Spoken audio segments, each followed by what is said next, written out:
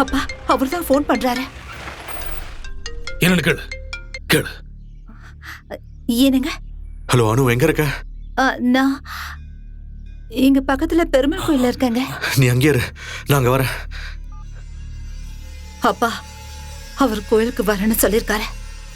நீ கிளம்பு, மாப்பிள்ளை விஷயத்தை நான் பாத்துக்கிறேன்.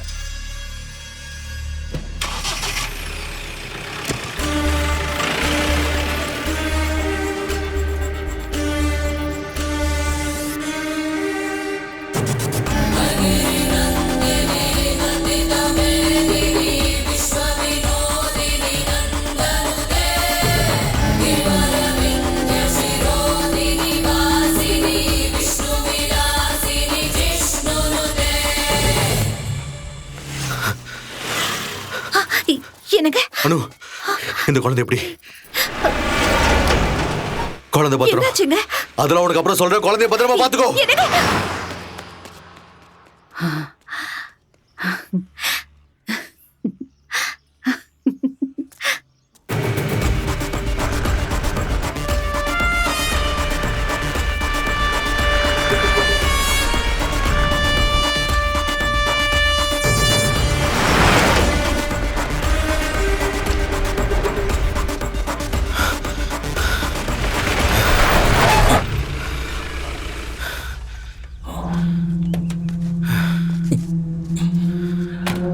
மாப்பிள்ளை நான் சொல்றேன்.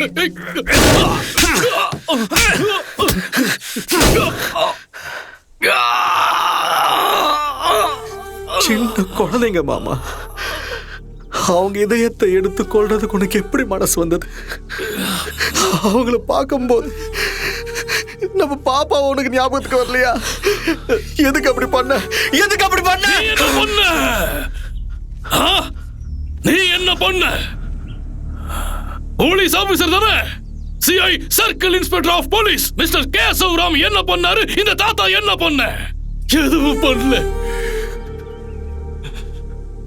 நாம் எல்லாரும் எவ்வளவு சந்தோஷமா இருந்தோம். இந்த ஜென்மத்துல இது போதும் நினைச்சிட்டு இருந்தேன். என்ன நடந்துச்சு? என்ன நடந்துச்சு?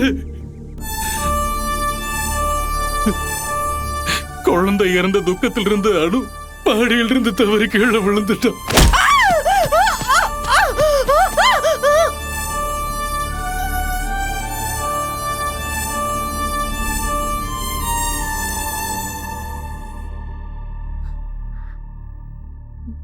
அப்பா அப்பா. அனு பாத்து. அனு பாப்பா எங்கப்பா?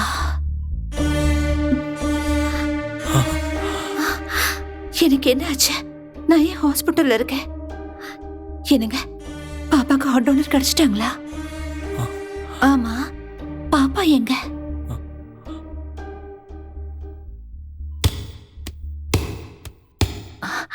பாப்பா வாங்க.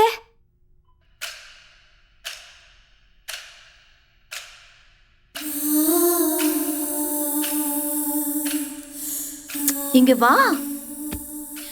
என்னம்மா? அங்க என்ன பண்ணிட்டு இருக்க? உட்காரு. உனக்கு ஏற்கனவே உடம்பு சரியில்லை, இப்படி எல்லாம் விளையாட கூடாது. வா படுத்துக்கோ.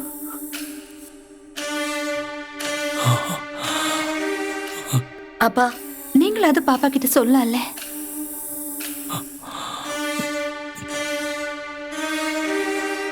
இத போஸ்ட் ட்ராமேட்டிக் ஸ்ட்ரெஸ் டிசார்டர்னு சொல்லுவாங்க. உங்க ஒய்ஃப் தலையில பயங்கரமா அடிபட்டதால இன்டர்னல் ஃபெரைட்டல் ரொம்ப அஃபெக்ட் ஆயிருக்கு. ஸோ உங்க குழந்தை இறந்து போன விஷயம் உங்க ஒய்ஃபோட பிரெயின்ல இப்ப இல்ல. அதனாலதான் உங்க ஒய்ஃப் குழந்தை உயிரோட இருக்கிறதாவும் அவ தன்னோட பேசுறதாவும் நினைச்சுக்கிட்டு இருக்காங்க. It's a psychological drama.